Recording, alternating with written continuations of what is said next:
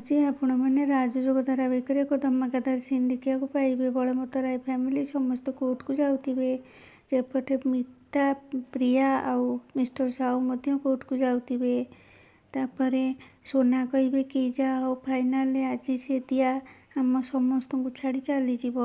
ଏକଥା ଆୟାନକୁ ଟିକେ ଭଲ ଲାଗିଲା ନାହିଁ।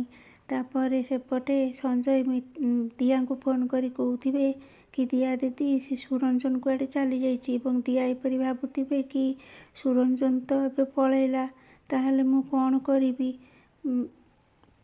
ଫାଇନାଲି ତ ଆମ ଡିଭୋର୍ସ ହେଇଯିବ। ତ ସେପଟେ ସମସ୍ତେ ଉପସ୍ଥିତ ଥିବେ ଯାଇ କୋର୍ଟରେ ଏବଂ ଓକିଲ ପଚାରୁଥିବେ ଆୟାନକୁ ଯେ ଆପଣଙ୍କ କ୍ଲାଇଣ୍ଟ ଡିଭୋର୍ସ ପାଇଁ ରାଜି ତ? ତ ରଘୁନାଥ ବାବୁ କହିବେ ହଁ ସିଏ ରାଜି। ତ ସେତିକିବେଳେ ମିତା ଦୌଡ଼ି ଯାଇ ଆୟାନଙ୍କ ଗୋଡ଼ ଧରିବେ, କହିବେ ଆୟାନ ବାବା ମୋ ଝିଅକୁ ତୁମେ ଘୃଣା କରିଥାଇପାର, ହେଲେ ତାକୁ କ୍ଷମା ତ କରିଦେଇ ପାରିବ ନା?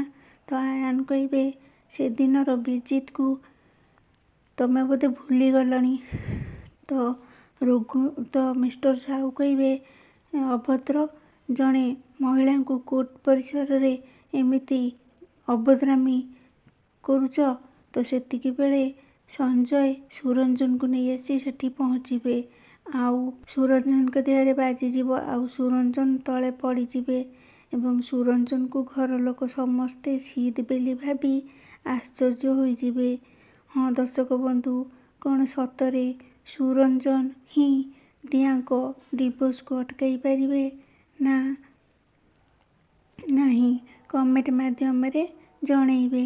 ଭିଡ଼ିଓଟି ପସନ୍ଦ ଆସିଥିଲେ ଲାଇକ୍, ସେୟାର ଆଉ ସବସ୍କ୍ରାଇବ୍ କରିବାକୁ ଭୁଲିବେନି।